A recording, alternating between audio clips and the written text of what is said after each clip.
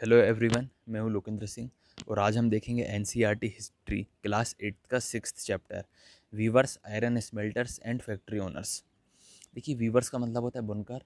Iron smelters वो होते हैं जो लोहे का काम करते हैं, लोहार।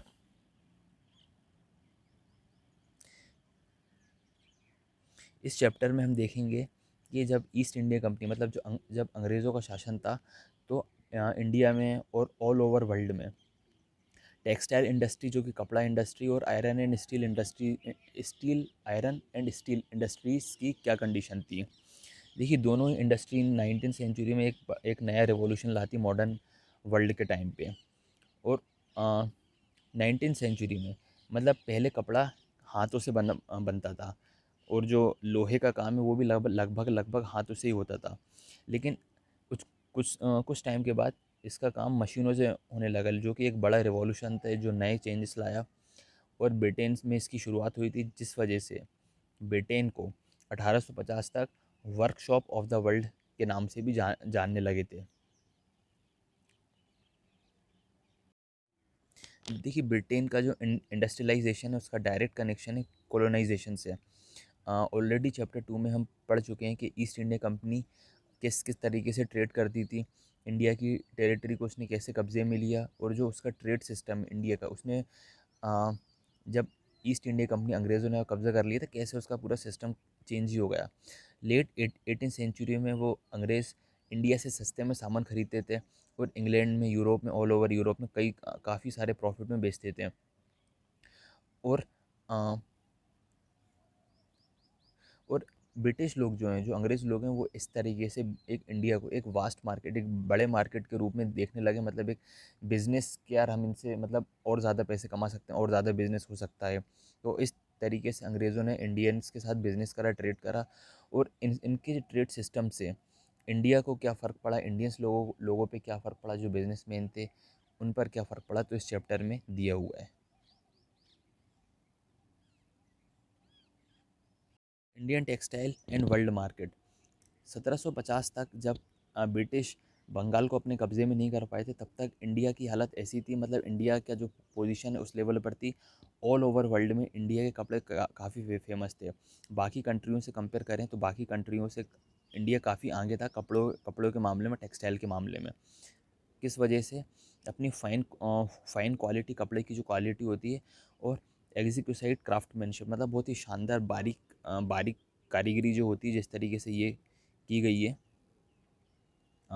इस पर, ये जो बारीक काम किया गया है, मतलब इन इन कपड़ों के लिए इंडिया काफ़ी काफ़ी फेमस था। साउथ साउथ एशिया में फेमस था, जैसे कि जावा, सुमात्रा और पेनांग। वेस्ट वेस्ट की कंट्रीज़ में भी काफ़ी फेमस था, सेंट्रल एशिया में भी काफ़ी फेमस था। 16th सेंचुरी में जब यूरोपियन ने भी इंडिया के साथ खरीदना बेचना व्यापार, टेक्सटाइल का व्यापार स्टार्ट करा। और जो क्राफ्टमैनशिप है, जो मतलब वीवर्स हैं, बुनकर हैं, जो अपना कारीगरी किया करते थे, मतलब उन सब की एक एक एक वर्ड में हिस्ट्री छुपी हुई है। मतलब एक एक शब्द में भी हिस्ट्री छुपी हुई है। तो आज उसी के बारे में देखेंगे। व्हाट्स टेलस हिस्ट्री, मतलब एक एक शब्द में हिस्ट्री छुपी हुई है।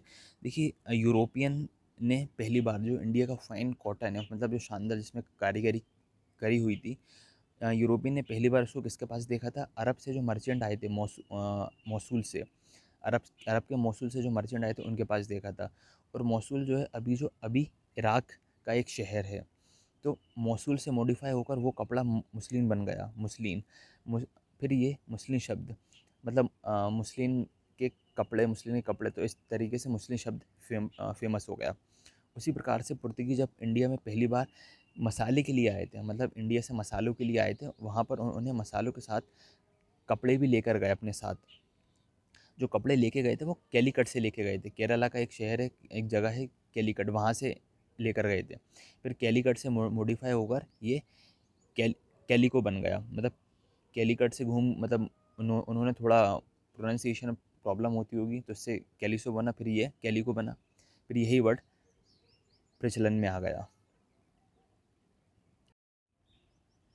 और भी ऐसे कई सारे वर्ड हैं जो इंडिया के जो पॉपुलर कपड़े हैं, पॉपुलर टेक्सटाइल मार्केट से रिलेटेड हैं, वो इसके कई सारे वर्ड्स इसकी पॉपुलैरिटी को बताते हैं। फिगर थ्री मतलब जो एक डायग्राम थ्री है, उस पर एक ऑर्डर बुक का पेज है ईस्ट इंडिया कंपनी मतलब अंग्रेज़ों के द्वारा जो कलकत्ता से सामान मंगाया जाता था। मतलब ये रहा वो ऑर्डर बुक का पेज। मतलब ये लिस्ट है कि भैया जो इंडिया आते थे अंग्रेज़ लोग, तो अपनी टीम को ये इस टाइप की ये लिख कर देते थे, लिस्ट बना कर देते थे, भैया ये सामान ले आना।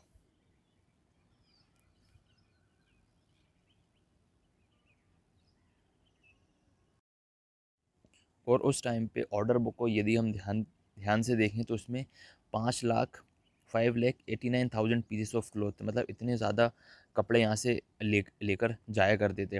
और उसी में से अगर हम एक एक लिस्ट की वैरायटी मतलब एक लिस्ट देखें पर्टिकुलर, तो उसमें 98 वैरायटीज़ हैं कॉटन और सिल्क की, सिर्फ 98। और वहाँ पर इन्हें जो वो माल ले जाया करते थे तो 20 यार्ड लंबा और 1 यार्ड वाइड, मतलब एक यार्ड, यार्ड का मतलब होता है गज, 20 गज लंबा होता था और 1 गज चौड़ा होता था।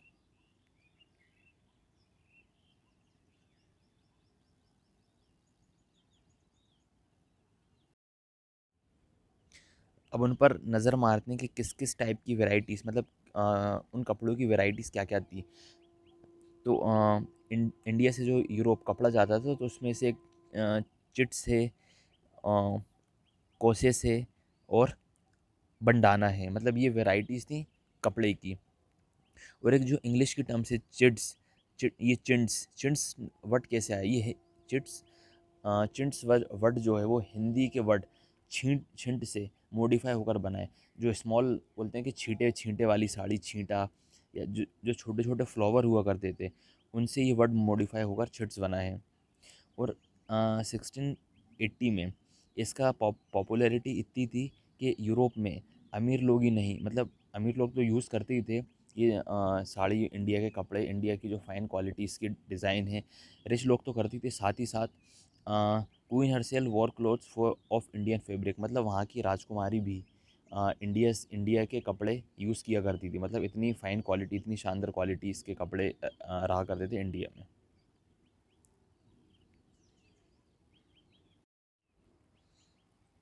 उसी प्रकार से एक कपड़े की और कैटेगरी है ये जामदानी वीवर की।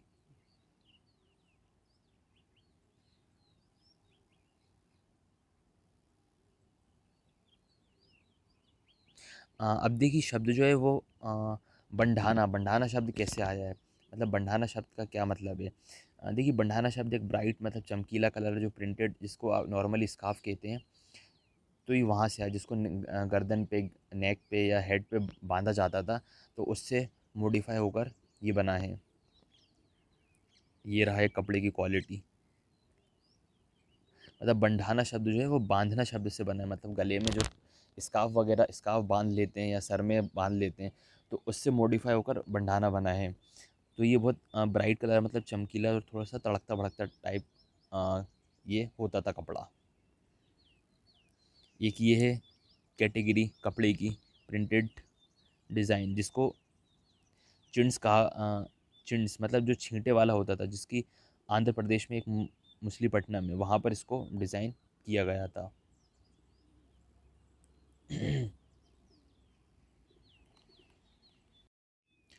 ऑर्डर बुक में और भी कपड़ों का ज़िक्र है, और अब जो नाम आते हैं वो उनकी जगह के बेस्ड पर आते हैं, मतलब जो कपड़ा जिस जगह से है, जिस जगह पर बना है, उसको उसी वही नाम दे दिया। मतलब कासिम बाज़ार से कोई कपड़ा आया है तो उसका नाम कासिम बाज़ार ही रख दिया, पटना से कोई कपड़ा आया है तो उसका नाम पटना ही रख दिया, कलकत्ता से कोई आया है तो उसका नाम कलकत्ता रख दिया, उड़ीसा चूरपुर से कोई आया कपड़ा तो उसका नाम चूरपुर ही रख दिया। मतलब इस तरीके से उस जगह के जगह का ही नाम रख दिया उस कपड़े का। और इस तरीके से जो इंडिया का जो टेक्सटाइल है उसकी पॉपुलैरिटी थी, काफ़ी पॉपुलर थे ऑल ओवर वर्ल्ड में। बट जो ब्रिटिश हैं फिर भी इसके इतना सब कुछ मतलब इंडिया फेमस था कपड़ों के मामले, बट फिर भी ब्रिटिश लोग अपने आप को ज़्यादा सुपीरियर मानते थे। Indian textile in European market. देखिए इंडियन टेक्सटाइल यूरोपियन मार्केट में क्या मतलब क्या लेवल था उनका, क्या मतलब प्रेजेंट करते थे। अर्ली 18th सेंचुरी में जो इंडिया की टेक्सटाइल है, मतलब इंडिया के जो ऊन है, इंडिया के जो रेशम है, इंडिया का जो सिल्क है, वो इतना पॉपुलर हो गया था कि जो इंग्लैंड के लोकल जो थे, मतलब मतलब जैसे इंडिया के लोग बाग थे, बुनकर होते थे जो कपड़ा बनाते थे, जैसे इंग्लैंड के जो लोकल कपड़ा बनाने वाले लोग थे, तो वो बेचारे इनसिक्योर होने लगे क्योंकि इंडिया का कपड़ा इतना पॉपुलर हो गया। तो इंग्लैंड के लोगों ने जो उनका जो भी खर्चा पानी चलता था, दाल रोटी, तो इस चक्कर से उनकी बंद हो गई। तो उन्होंने क्या करा, ब्रिटिश गवर्नमेंट पे फोर्स करा कि इसको भैया बैन करो, नहीं तो हम लोग भूखे मर जाएंगे। फिर 1720 में 1720 में ब्रिटिश गवर्नमेंट इनैक्ट का मतलब होता है कानून बनाना, तो उन्होंने कानून बनाया कि इंडिया के कपड़ों को बैन कर दिया गया, जैसे चिट से इंग्लैंड में, तो इसका नाम ही रख दिया गया कैली कैलिको एक्ट। मतलब इतने ज़्यादा पॉपुलर थे इंडिया के कपड़े कि वहाँ के जो लोकल बिजनेसमैन है उनको ज़्यादा नुकसान होने लगा, उनका दाल रोटी नहीं चल रही थी।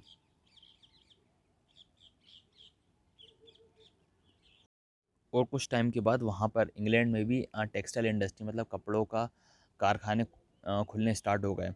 बट वो इंडिया के कपड़े, इंडिया के जो टेक्सटाइल, इंडिया के जो सारे, वो चाहते थे कि बैन हो जाएं, क्योंकि वहाँ पर मतलब उनकी इतनी इंडियन कपड़े की इतनी ज़्यादा डिमांड थी कि वहाँ के कपड़े बिकते नहीं थे। मतलब जो लोकल इंग्लैंड के लोग हैं जो कपड़ा बनाते थे, उनके कपड़े बिकते नहीं थे। तो वो अपने मार्केट को सिक्योर करना चाहते थे कि यहाँ की एंट्री बैन हो जाए। और फिर वहाँ पर मतलब उन्हीं कारखानों में इंडिया के डिज़ाइन, मतलब इंडिया का जो डिज़ाइन होता था, फिर वो अपने टेक्सटाइल इंडस्ट्री मतलब कॉपी करने लगे। मतलब वहाँ पर इंडिया के कपड़ों को बैन कर दिया, इंडिया के टेक्सटाइल को, और इंडिया की टेक्सचर जो डिज़ाइन है तो इंग्लैंड में ही कॉपी करने लगे थे। मतलब इतने ज़्यादा इंडियन कपड़े पॉपुलर थे वहाँ पर। इंडिया की क्वालिटी के जो कपड़े थे उनसे कंपटीशन करना इंग्लैंड वालों के लिए बहुत टफ हो रहा था। फिर उन्होंने एक टेक्नोलॉजी इनोवेशन किया, मतलब फिर वो, मतलब उन्होंने कहा कि यार कलाकारी में तो आगे नहीं निकल पा रहा है, एटलीस्ट मतलब किसी में आगे निकल, तो उन्होंने टेक्नोलॉजी इनोवेशन पर ध्यान दिया। और 1764 में स्पाइनिंग जेनी नाम की एक मशीन बनाई जॉन के ने। तो इससे कपड़ों की, मतलब जो बनाने की स्पीड है वो काफ़ी बढ़ गई। और एक और इन्वेंशन करा स्टीम इंजन का, जिसको रिचार्ड ऑर्कराइट ने करा था, जिससे कपड़े जल्दी जल्दी बनते थे और सस्ते दामों में बिक सकते थे। स्पाइनिंग जेनी एक प्रकार की मशीन है जिसको मतलब एक सिंगल आदमी ऑपरेट कर सकता है। मतलब इसके लिए ज़्यादा लोग नहीं चाहिए, ज़्यादा मेन पावर नहीं चाहिए। मतलब एक व्यक्ति ही इस मशीन का यूज़ करके कपड़ा बना सकता था, और काफ़ी जल्दी जल्दी बना सकता था। इससे कपड़ा इंडस्ट्री में मतलब एक प्रकार का रिवॉल्यूशन आ गया।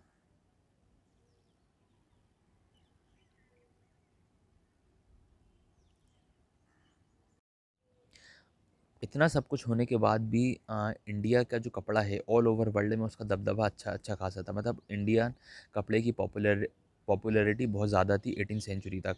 अ, जो यूरोपियन ट्रेडिंग कंपनी जैसे डच है, फ्रेंच है, इंग्लिश है, इन्होंने बहुत अच्छा प्रॉफिट कमाया। मतलब इंडिया से सस्ते में कपड़े ले जाते थे और वहाँ जाकर महंगा बेचा करते थे। जैसा कि हम जानते हैं कि वहाँ पर ब्रिटिश से, मतलब कहीं से भी ब्रिटिश जब आते थे इंडिया, तो कॉटन और सिल्क के बदले सिल्वर देते थे। मतलब वो लोग अपनी चांदी लाते थे और हमसे कपड़ा खरीदते थे, सिल्क खरीदते थे और ले जाते थे। लेकिन हमने चैप्टर 2 में पढ़ रखा है कि ईस्ट इंडिया कंपनी को जब बंगाल में पॉलिटिकल पावर मिली, जब बंगाल उनको कंट्रोल में लिया, तो उन्हें चांदी लाने की ज़रूरत नहीं पड़ी। मतलब फिर वो इंडियन लोगों से ही इतना टैक्स बढ़ा दिया उनने, इंडियन लोगों से ही कमाया। फिर वो यहाँ से फिर वो सिल्क कॉटन खरीद के इंग्लैंड ले जाते थे। मतलब इसका मतलब ये हुआ कि अब उन्हें इंग्लैंड से चांदी लाने की ज़रूरत नहीं पड़ती थी इंडियन कपड़ों को खरीदने के लिए। इससे उन्हें और ज़्यादा प्रॉफिट हुआ ईस्ट इंडिया कंपनी को, अंग्रेज़ों को।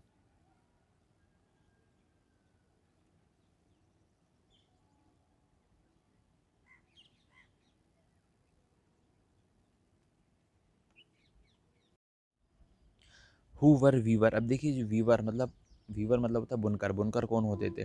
देखिए जो बुनकर होते हैं वो पर्टिकुलर बुनाई का काम ही करते हैं। मतलब एक प्रकार की कम्युनिटी होती है, एक प्रकार की लोग पर्टिकुलर कम्युनिटी के लोग होते हैं जो बुनाई का काम करते हैं। और ये जो अपना टैलेंट है, जो अपना जो उनकी नॉलेज है, वो पीढ़ी पीढ़ी दर पीढ़ी मतलब जनरेशन टू जनरेशन ट्रांसफ़र करते रहते हैं। दादा मतलब अपने बच्चे को अपने बच्चे से अपने बच्चे से इस तरीके से ट्रांसफ़र करते हैं। तंती एक कैटेगरी वीवर की जो कि बंगाल में है, बंगाल में पाई पाई जाती थी। और एक जुलाहा और मोमिन कैटेगरी है जिसको नॉर्थ इंडिया में पाया जाता था। और साले साले और किया कोलर और देवांग ये कैटेगरी साउथ इंडिया में पाई जाती थी वीवर्स की।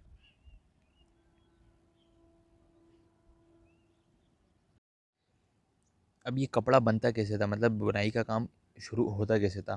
देखिए, जो फर्स्ट स्टेज होती है वो स्पाइनिंग होती है। स्पाइनिंग का मतलब होता है कताई करना या काटना, कपड़े को काटना, जिसको ज़्यादातर महिलाएं ही करती थी। जिसके लिए यूज़ होता था चरखा और टकली। ये एक इंस्ट्रूमेंट है जो मतलब जो बुनाई का काम करते थे उनका इंस्ट्रूमेंट है, इसके थ्रू ही वो काम करते थे। थ्रेड को पहले स्पन मतलब चरखे पर चढ़ाया जाता था, फिर उसको रोल किया जाता था। और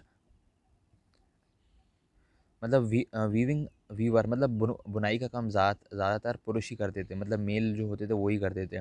और इसको अगर कलर करना होता था तो इसके लिए एक ड्रायर होता है, मतलब ड्रायर होता है जिसको जिसको हम रंगरेज नाम से जानते हैं। मतलब रंगरेज लोग करते थे इसको। और वो पर्टिकुलर एक छिपीकार होता था जिसको प्रिंट ब्लॉक प्रिंट के नाम से जाना जाता था। एक प्रकार की जो कैटेगरी होती कपड़े की बुनाई की, जिसको ब्लॉक प्रिंट मतलब इसके लिए स्पेशलाइज होता था, जिसको छिपीकार कहते थे। इस प्रकार से मतलब हर घर में हर व्यक्ति को रोज़गार था और हर अपना एक ऑक्यूपेशन, मतलब वो लाखों लोग इससे अपना रोजी रोटी चलाया करते थे। Decline the decline of Indian textile. अब देखिए, इंडियन टेक्सटाइल का डेक्लाइन कैसे हुआ, मतलब इसका पतन कैसे हुआ है, इसको सेकंड पार्ट में पढ़ेंगे।